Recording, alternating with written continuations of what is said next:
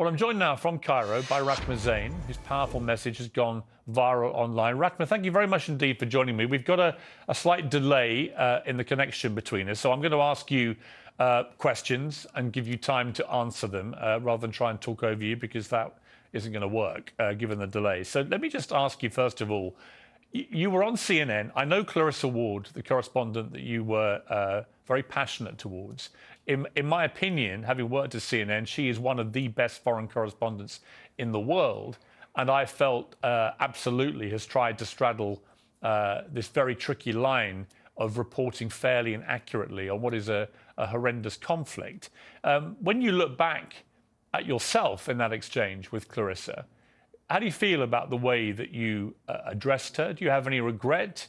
Or do you feel you could have expressed yourself differently? Or do you feel that it accurately represented how you were feeling?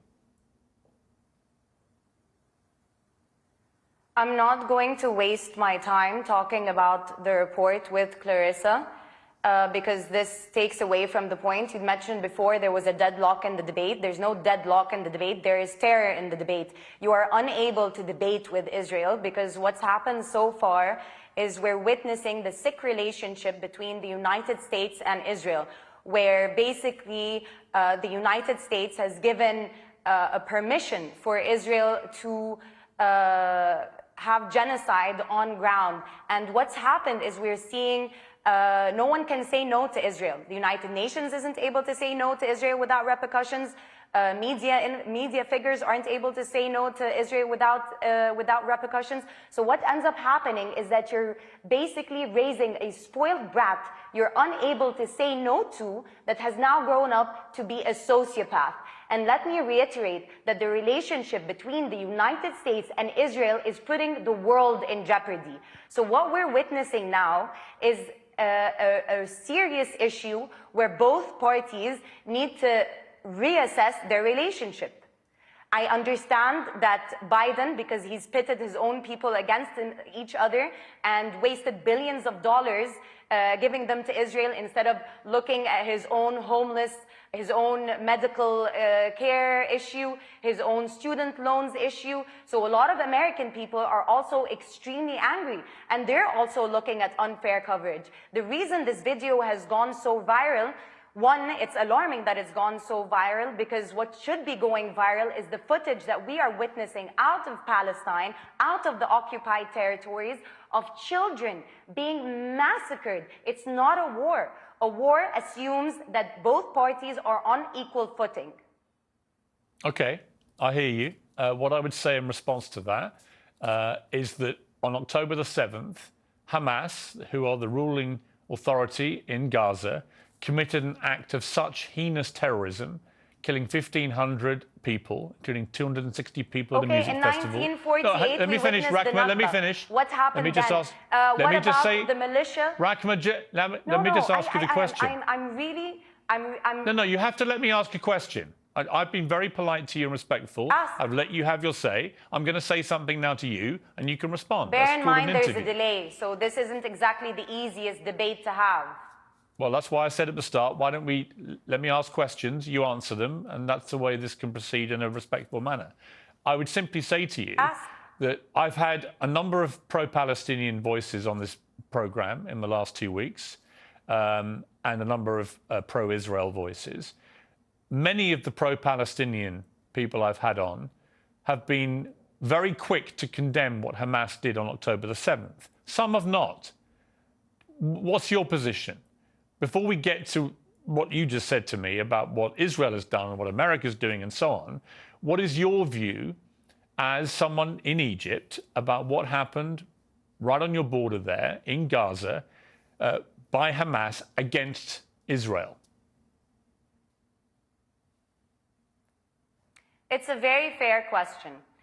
But the thing is, maybe I have a privilege being so close to the border, having many Palestinian friends, knowing more history, that I understand that once you oppress a people, and again, I'm not justifying what happened. The killing of civilians on both parts ought to be condemned. But the danger in you starting an interview asking me to condemn Hamas, then pours into Israel's blind defense of its own state, which ends up killing over 5,000 Palestinians, over 700 dead. And going back to the report that you were discussing at the beginning with the CNN reporter, the issue with that is everything is always taken out of context. And this is the issue we have with Western media. Had the journalist been there on ground with the volunteers that night, as for example I was, she would have listened to the bombardment of Israeli bombs that start from 2:30 a.m. and do not stop. She would have also witnessed the fact that we would get an okay from Israel's side. I'm not done.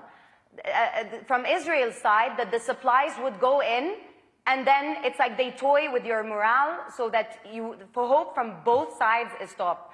The narrative has got to change. Okay, the idea. I, for example, I don't have the PR of Israel. I don't have the money to hire the Justin Biebers of the world and have them say pray for Israel and whatnot. But what I do have is the truth. And the reason this video has gone so viral is because people felt it. People felt that it was the truth. Let me ask a question, Rahma. So my question is this. When Hamas did what they did on October the 7th, they will have known, absolutely known, that Israel's response would have been this. And it would have involved the deaths of many thousands of innocent people in Gaza as a consequence of going after Hamas. They will have known that. So my question for you, again, a difficult question. I appreciate this, given that you're right there in the middle of all this.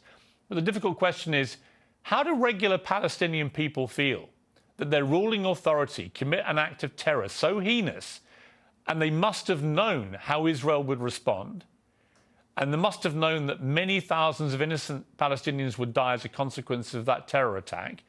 How do they feel about that? Are they comfortable with Hamas continuing to be the ruling authority in Gaza? Or is it actually an act of such appalling atrocity that Hamas should no longer be there? And if the answer is the Palestinian people don't want them to be there anymore, then how do you get rid of them? Unfortunately, the Palestinian people don't have the luxury of the time to think of Hamas. The voice notes we're receiving from our Palestinian brothers and sisters from under the rubble, from mothers who've lost their children, from home families that have been eradicated. The sentiment we're getting from the Palestinian people is, do they see us? If the United Nations, that's whole premise was to avoid this kind of genocide, was created to avoid this kind of humanitarian crisis, cannot stand up to one spoiled brat of a fascist organization, then where are we in this world? And what's sad is that it's a top-down movement. You have the United Nations unable to speak to Israel. You also have the people at work who cannot hold the Palestinian flag, who get fired on the spot. I've had people who work in New York text me and tell me that they've been fired on the spot. Rahma, I have a you know question. what else I've had that unfortunately I cannot show? Screenshots, and last thing, screenshots of emails from prominent news channels where anchors, where younger people are emailing producers, begging, are emailing one another, begging, why aren't we showing the other side? Why aren't you showing the other side? Because what's happened is that I have to be able to respond. Israel has given you a brand book where you can, so that you can be prim and proper in front of your own people. I have to be able to respond, They've been very Rahma. clear about their intent. They've been very clear since the Haganah. You have to let me respond now, okay? I'm listening to you respectfully. I am not the media. I've given more of a platform to pro-Palestinian people, including yourself, than any other show in the world. So I resent the suggestion that I'm just like everybody else. Which is in itself a problem. I have deliberately given large chunks of my show each night to voices like yours to tell the side of the Palestinians. But again, I come back to this. You talk about genocide by Israel against Palestinian people. What do you call the Hamas stated intent? They've made no secret of it. It's their stated intent to wipe Israel off the face of the earth, to kill all Jews. And that's exactly what we saw them try to do on October the 7th. What do you call that if it's not genocide? But you've seen that from the other side. You know, it's interesting because this point brings one to be called and dubbed anti-Semitic. You know, I believe that Israel is the most anti-Semitic entity ever. We used to live with our Jewish brothers and sisters here in the Middle East and in Palestine, and the creation of Israel on a racist premise differentiated, because you didn't have Jewish Arabs or whatnot. You just had Arabs. They were Christian. They were the people of Palestine. You're not answering my question, They were Muslim. They were Jewish. I don't need to, because the problem is Actually, you do need to. Why are we having a debate? Is it not to solve, or is this for another sensational interview? Is this a sensational interview, it's or not is about it sensation. To solve? I am You've here accused, to say you've something accused clearly, Israel of that genocide. we need a ceasefire because the world is in danger. I have accused Israel of genocide. I am accusing Israel of genocide. And I'm simply saying to you, this is a genocide. And they I'm have simply said saying it's a genocide. Rahma, I hear you, and you're perfectly entitled to that view, although Israel would contest that characterization of what they have been doing, but many would agree with you. But I simply say, what is Hamas waging against Israel? I would love if they would contest with evidence rather than terror. Yeah, but do you not agree with me that what Hamas is doing is clearly... Do you not agree with me that clearly what Hamas is waging against Israel is also genocide by your criteria? I am, you know what's, again, this is a dangerous debate, because what you're trying to put me in is, once I condemn... Just asking you a question. Once I condemn these people, what that then means, why is this dangerous for me? Because what that then means is that you can then answer me and tell me that Israel has the unequivocal right to defend itself, what that means is that they eradicate a people who end up being your Halloween you're costumes. wrong. No. So why not put a stop to this now? Let me clarify. They're not on equal footing. Let me clarify. Israel, like every country in the world, has an absolute right to defend itself. Right? Israel has a right to defend itself. The question now is against women and children? Let me finish my point, Rahma. Look at the evidence. Let me finish my point. How many Palestinians have died? If you're not going to let me finish my point, you're not going to hear what I have to say. Israel has a right to defend itself. But the longer this war goes on, the more that people are saying to Israel, what is proportionate? How can killing many thousands of Palestinians, innocent women and children, how can that be right? If what happened on October the 7th is wrong, how can this be right? And it's a very fair point to make.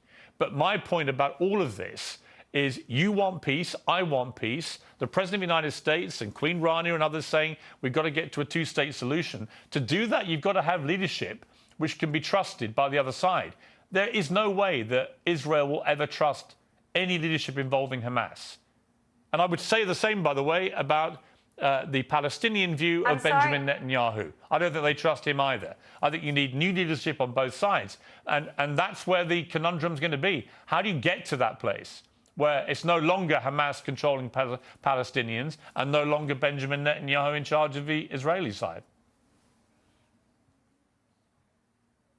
Excellent question. You apply international law. You apply international law. You allow the United Nations to do its job. When the Hamas situation happened, for example, it was supposed to be the Red Cross to go and negotiate. Israel is stopping all of that. On top of that, it's also terrorizing the media. On top of that, it's also terrorizing individuals. On top of that, it has money being poured in from the United States. On top of that, it has the backing of the European Union. On top of that, it has the backing of Britain that started this whole farce. So what ends up happening is, who's speaking for the Palestinian people? So for a solution to happen, you need to empower the United Nations so that Israel is not making a mockery of the United Nations. How am I needing to reiterate this more and more? I am giving you a solution. Rahma, you're giving me your solution. And you're still telling me Hamas. Rahma, you've just given me... There will always be Hamas if you occupy a people. let me just finish this point.